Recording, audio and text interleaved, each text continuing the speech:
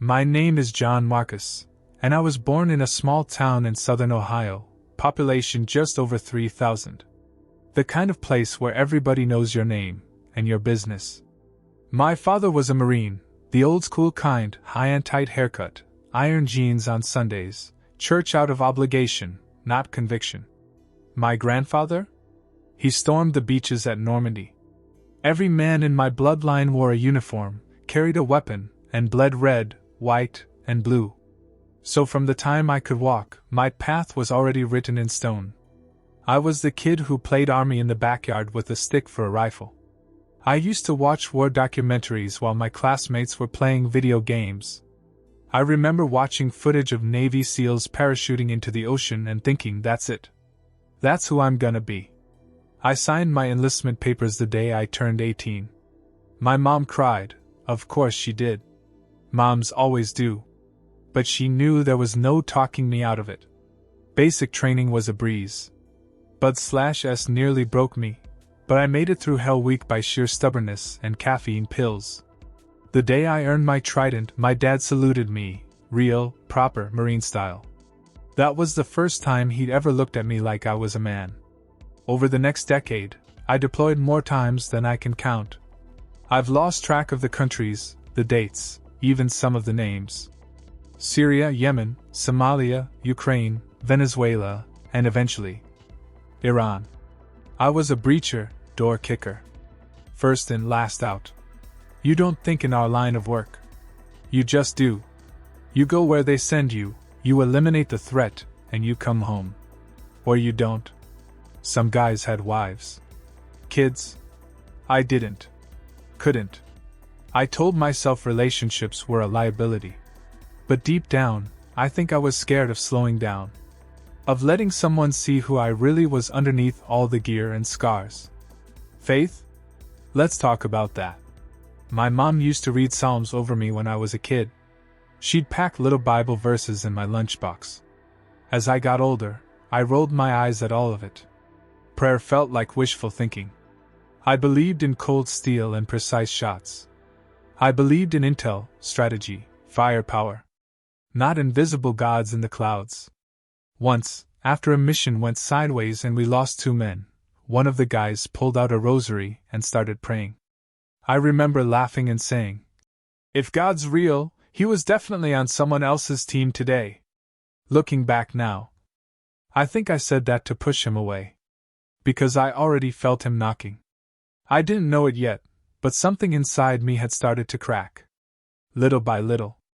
Not from bullets or bombs, but from emptiness. From the weight of it all. I'd stare at myself in the mirror sometimes, gear off, uniform folded, and think, is this all I am? A weapon with a heartbeat. But I never said it out loud. We don't talk like that. We push it down, load the next mag, and keep moving. Until Iran. Until everything changed. It was late 2024. The world was louder than ever, chaos on every channel. Headlines were screaming about cyber attacks in Europe, drone strikes in Israel, unrest in Taiwan, sleeper cells uncovered in Chicago and Berlin. Gas prices were spiking. Borders tightening. Something was unraveling in the air, something spiritual, though I didn't have the words for it back then. I was stationed at a forward operating base in the Persian Gulf, somewhere we weren't supposed to be, with people we weren't supposed to know. Technically, we weren't even there. That's how most of our missions were. Quiet entries, fast exits, no medals, no names. Ghost work. That month, our unit had been briefed on a high-risk op. Intel pointed to an underground weapons channel operating deep inside Iran, funneling next-gen missile parts through the region. But it wasn't just conventional weapons, there was chatter about something different. Biotech. EMP prototypes. Dirty bombs. Even whispered references to Kayama Protocol, which sounded more like prophecy than military strategy. They didn't tell us everything. They never do. We were tasked with extraction, bring out a target who had flipped and was ready to talk. A former scientist connected to IRGC Black projects. His knowledge could prevent a future war. Or so they said. It was me and 5 others, some of the best men I've ever known. We inserted just before dawn, hiking for hours through rocky terrain with zero aerial support. No comms. Just boots, beards, and body armor. At first, it went smooth.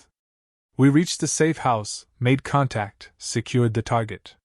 He was nervous, kept muttering things in Farsi that even our translator didn't want to repeat. I remember one phrase he kept saying over and over. Azi Aceman Mayad. It comes from the sky. We started our exfil under the cover of night, moving through the shadow of a canyon ridge. Then it happened.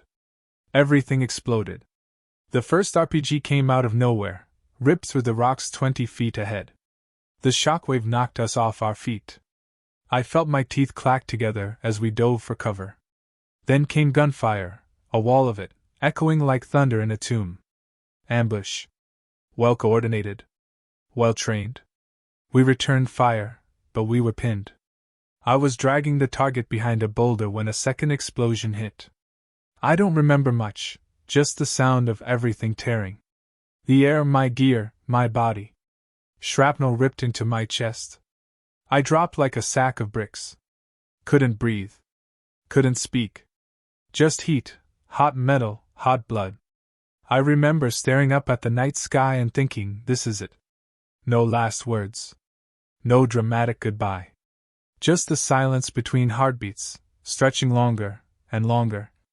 And then, something broke open. It's hard to describe what came next without sounding insane. But I promise you, it was real. I didn't just pass out. I left. I left everything. When I say I left everything, I mean it. One moment, I was lying on the rocks of an Iranian canyon, bleeding out, vision fading. The next, I was somewhere else. It wasn't a tunnel.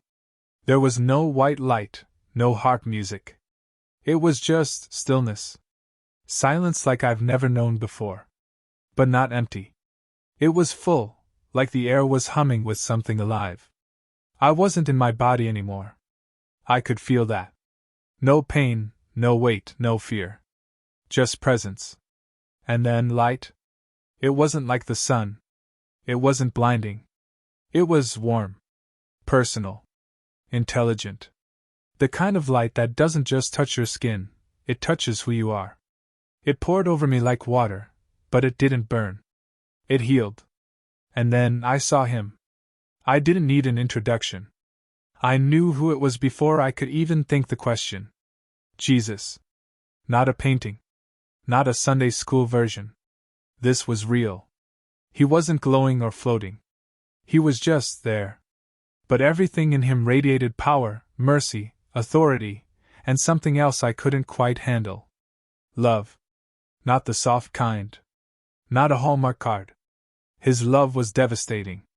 It exposed everything in me. I saw my pride. My anger. My violence. Every mission. Every time I thought I was the one in control.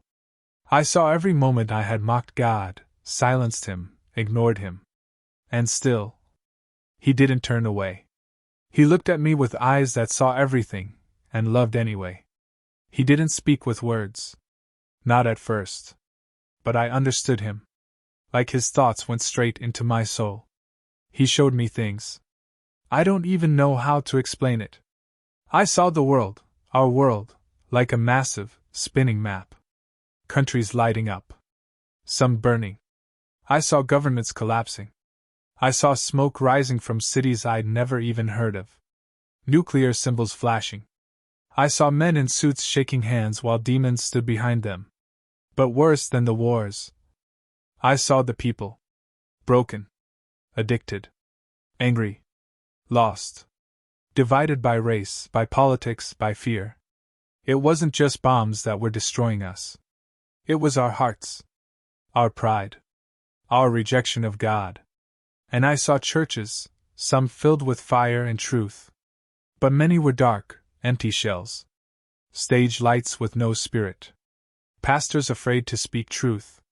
People treating God like a hobby, not a savior. I wept. In that place, I wept like a child. Then Jesus spoke. And I'll never forget what he said. It was like thunder and peace in the same breath. They have forgotten me. But I have not forgotten them. Tell them, I am coming. But first, there is a shaking. And only what is built on me will remain. I fell to my knees. Or maybe I didn't even have knees. I don't know. But I remember crying out, "What do I do? What can I do? I'm just a soldier." And he said, "You were trained for war. Now fight for souls." Then, in a blink, I was back. Choking on blood. Air roaring back into my lungs. My brothers pulling me into a medevac chopper. Screaming. Sirens. Reality. But everything had changed. I wasn't the same man. I spent 6 months in recovery after that mission. Half my ribcage was rebuilt. Nerve damage, collapsed lung, titanium plate. But the biggest change wasn't in my body. It was in my soul.